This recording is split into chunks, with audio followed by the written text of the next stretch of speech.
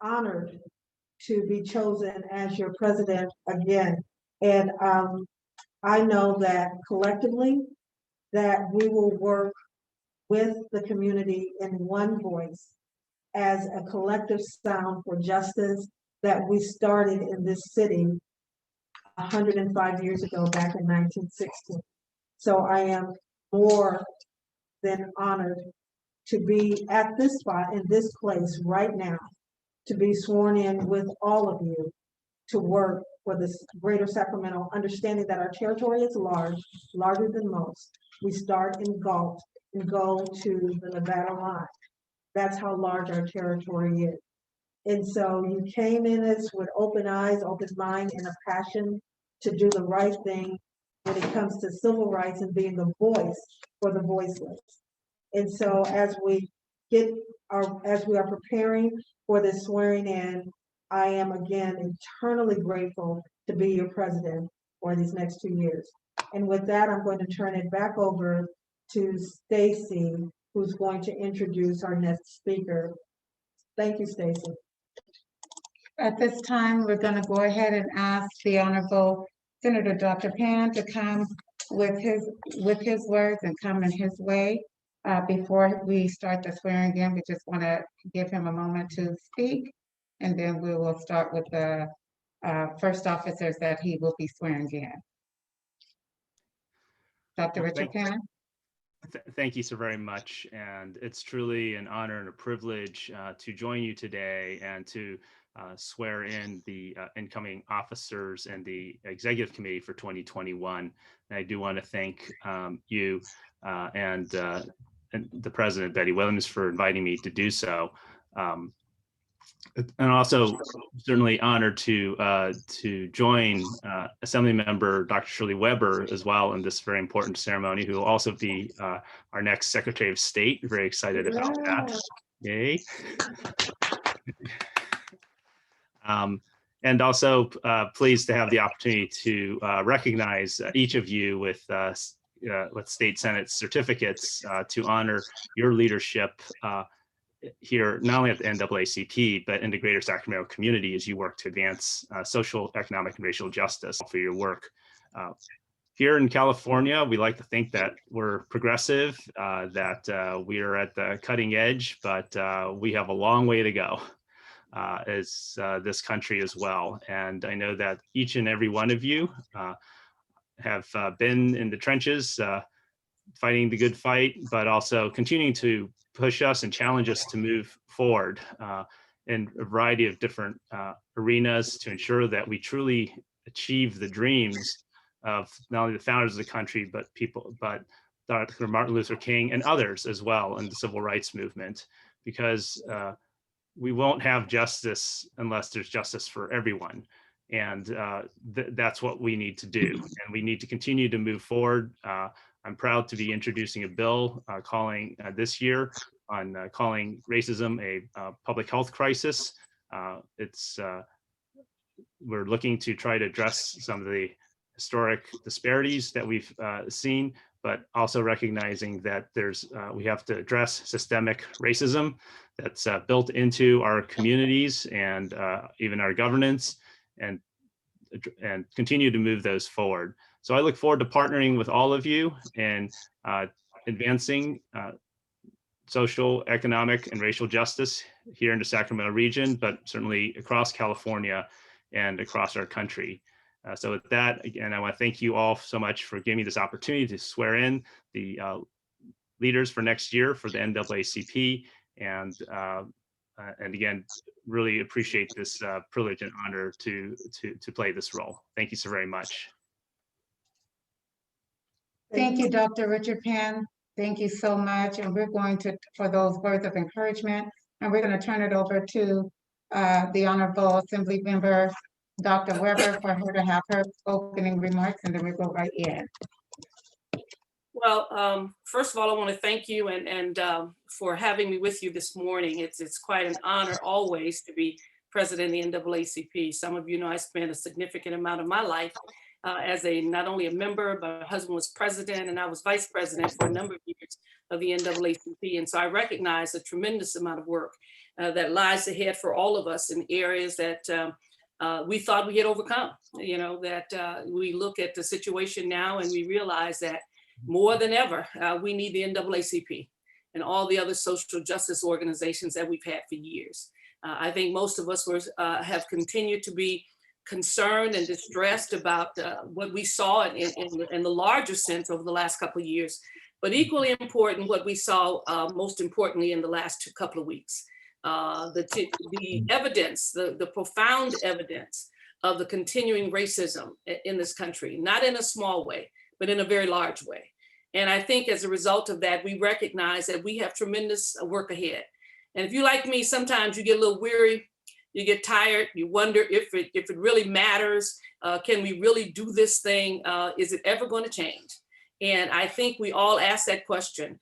And I'm constantly searching for answers to make sure that we're on the right track, that we still have the resources to accomplish the goals that we need to accomplish.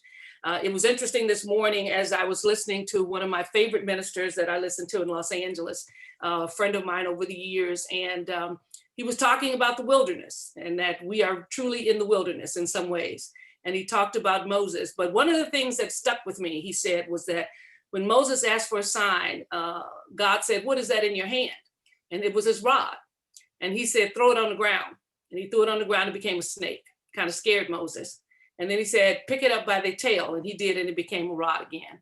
And his focus was on the fact that Moses had the answer in his hand all along and didn't realize it, didn't recognize it, didn't see it, and didn't know he had the ability and the power to do some things. And of course, we know the rod divided the Red Sea and so forth and so on. And it reminded me of the fact that, you know, we stand on the shoulders of some people who fought battles greater than these.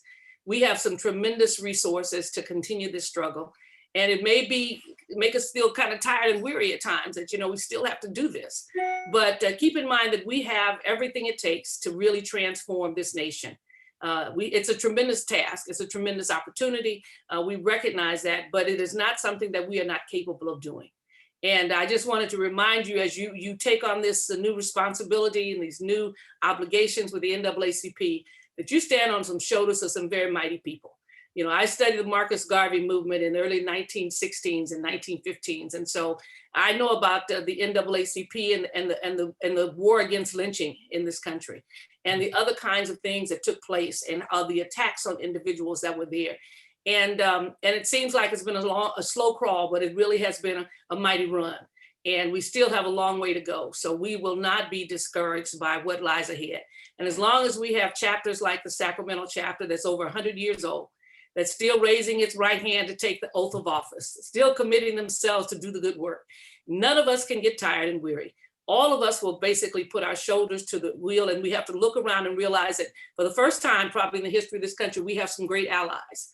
Some people not only in this country, but around the world who have seen the challenges we face.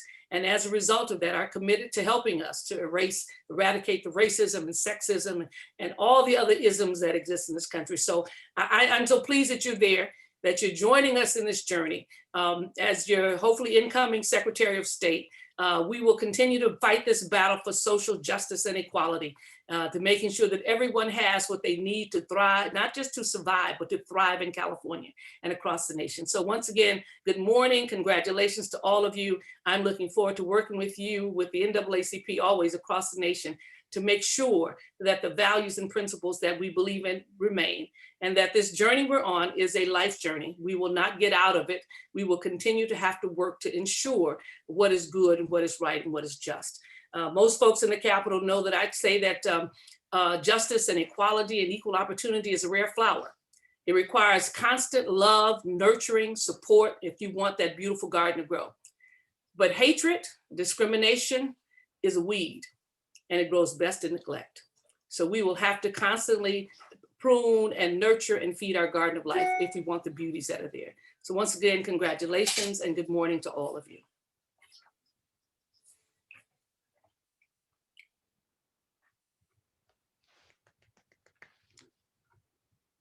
Dr. Pan, for those words of encouragement. We take this oath that we're getting ready to take, that you're going to be presiding over us very It's very important that we understand our roles and that we understand what we are assessed to do for Sacramento. And thank you so much for being a part. At this time, we are going to start that process with Senator Dr. Pan leading us in our oath of office. For the first set will be Tier 1 President Betty Williams, First Vice President Ardell Harrison, Second Vice President Ken Nelson, Third Vice President Velma Sykes, Secretary Stacy Anderson, myself, Assistant Secretary Mandy Bryant, and Treasurer Daphne Gothier. I'm asking that all will rise and come closer here, and we will turn it over to you, Senator Dr. Pan, for those that are being sworn in at this moment. Thank you so much, Ms. Anderson, Jerry Anderson. I would like to invite all of the Sacramento NAACP officers who are mentioned forward to, as a group, to conduct the oath of office. So please, each of you, officers of the Greater Sacramento National Association for the Advancement of Colored People, please raise your right hand and repeat after me. I state your full name. I, Stacy Anderson, Solemnly swear to discharge to the best of my ability solemnly swear to discharge to the best of my ability the responsibilities of office in the responsibilities of office in the National Association for the Advancement of Colored People, the National Association for the Advancement of Colored People, in accordance with its Constitution and bylaws, in accordance with its constitutions and bylaws, and the decisions of its governing bodies. and the decisions of its governing bodies. I dedicate myself anew I dedicate myself anew to its principles of equality and justice under law. to the principles and equality justice under law. I shall try always to keep the goals of the NAACP I shall try always to keep the goals of the NAACP above any purely personal or individual interest above any purely personal or individual interest that might hinder the attainment of those goals. that might hinder the attainment of those goals.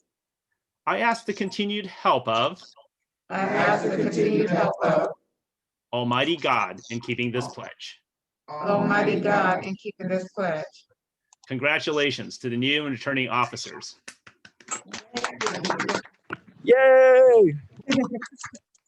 Yes, and now we are going to get ready for the second set of officers also that will be presiding over Senator Dr. Richard Pan. You'll be doing this tier as well. And that's Housing Chair Tanisha Broadway, Veterans Chair Malachi Smith, Community Outreach Chair Rory Kaufman, Communications Chair Leon Guidry, Economic Chair Teron Irvins, Health Chair Valerie Scruggs, Legal Redress Chair Attorney Justin Ward, Membership Chair Dr. Dana Berry, Lifetime Membership Chair Dr. Nathaniel White, Political Action Chair LaMills Garrett, and Women in NAACP WIN Chair Velma Sykes. Thank you. So please, each of you, chairs and executive committees, members of the Greater Sacramento NAACP, please raise your right hand and repeat after me. I state your full name. I, Teron Irvins, Solemnly swear to discharge to the best of my ability solemnly swear to discharge to the best of my ability the responsibilities of office in responsibilities of office the National Association for the Advancement of Colored People, The National Association for the Advancement of Colored People. in accordance with its Constitution and bylaws, in accordance with the Constitution and bylaws and the decisions of its governing bodies. and the decisions of its governing bodies. I dedicate myself anew I I dedicate dedicate myself anew to its principles of equality and justice under law. to its principles of equality and justice under law. I shall always try to keep the goals of the NAACP I shall I shall try and always keep the goals of the NAACP above any purely personal or individual interest above any personal or above any interest that may hinder the attainment of those goals. that may hinder the attainment of these goals. I ask the continuing help of I continue to love Almighty God in keeping this pledge. Almighty God in keeping this pledge. Congratulations to all of the chairs and executive committee members of the Greater and Sacramento NAACP. Congratulations. Okay, thank you so much. And now our last group will be presided by presided by our Assembly Member, Dr. Weber, and that will be Youth Advisor Chair DeShonda Gray, President Youth in College Jaleel Baker, Vice President Youth in College James Brown IV, AXO Chair Tijuana Barnes, Faith Chair Alice Baber Barnes, Education Chair Selena Pryor, Environmental Justice Chair Larissa Wells, Prison Chair J. Yvonne Haribo, and Member at Large Lynn Berkeley Baskin, Member at Large Lorraine Moore, which was, okay. And that's us, that will be you, Dr. Weber.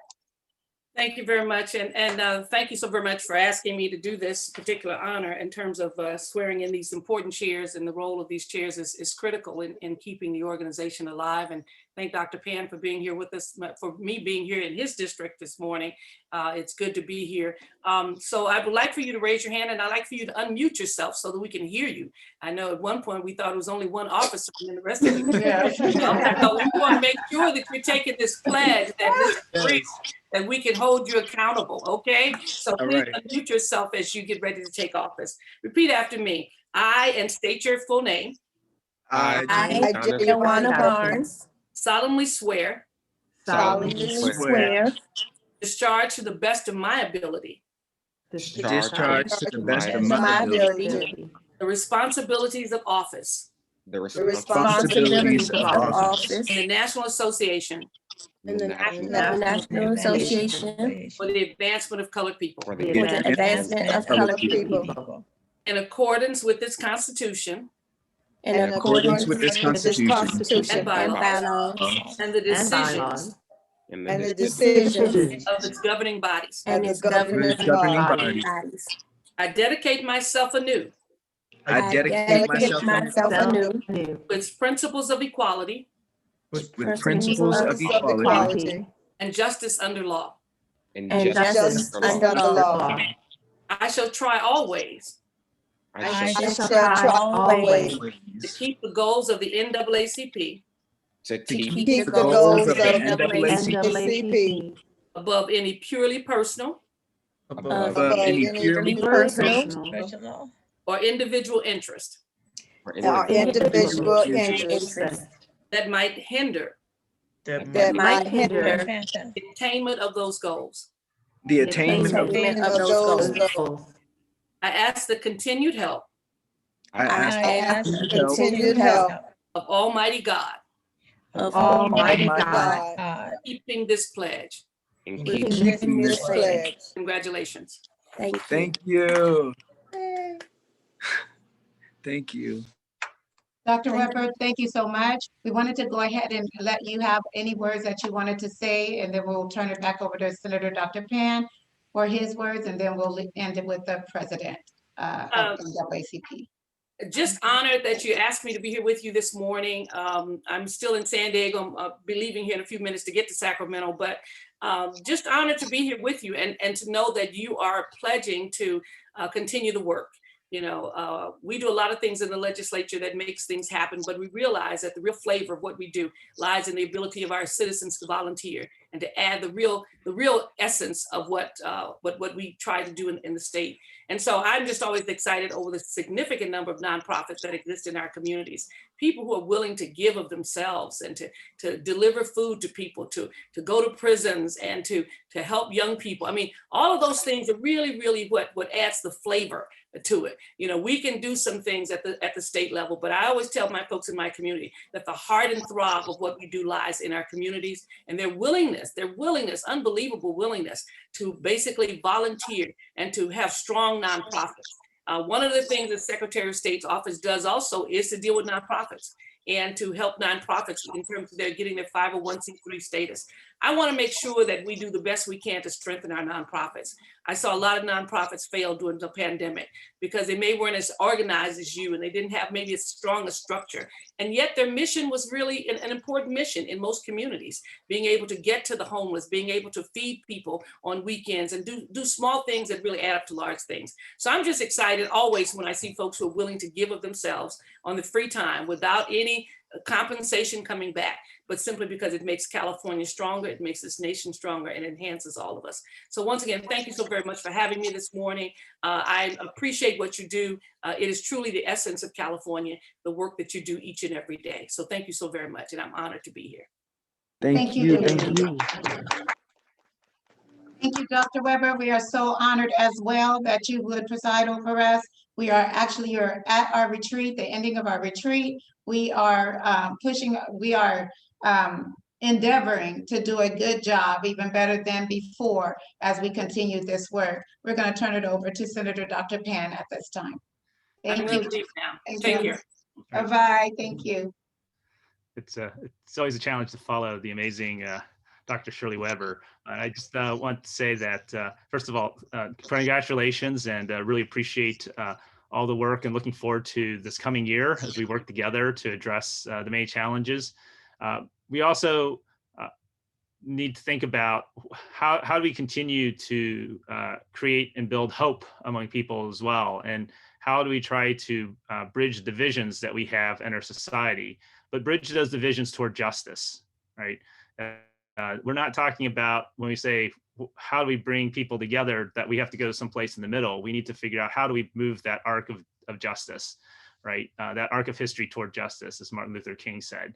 And part of that, of course, is the kind of policies that we try to pass at the state capitol. But a really important part of it is also trying to create those social norms in the community, that recognition in the community.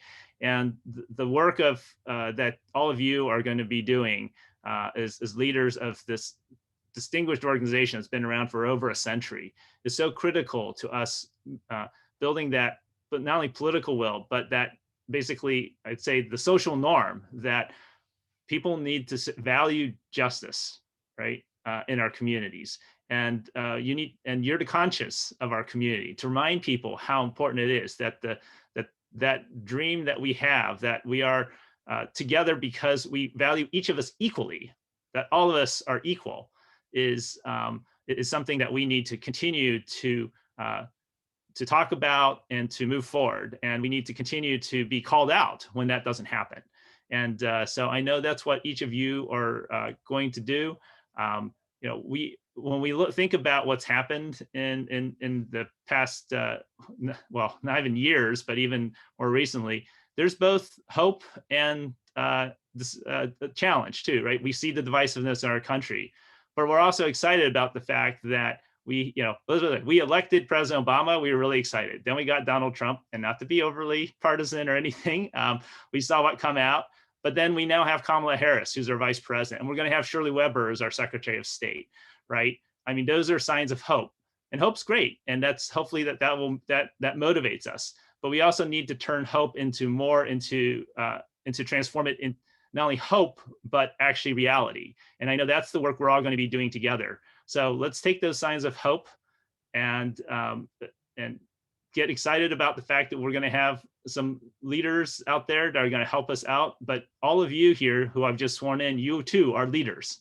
You two are the leaders that are going to shape the attitudes and hopefully the behaviors of our community.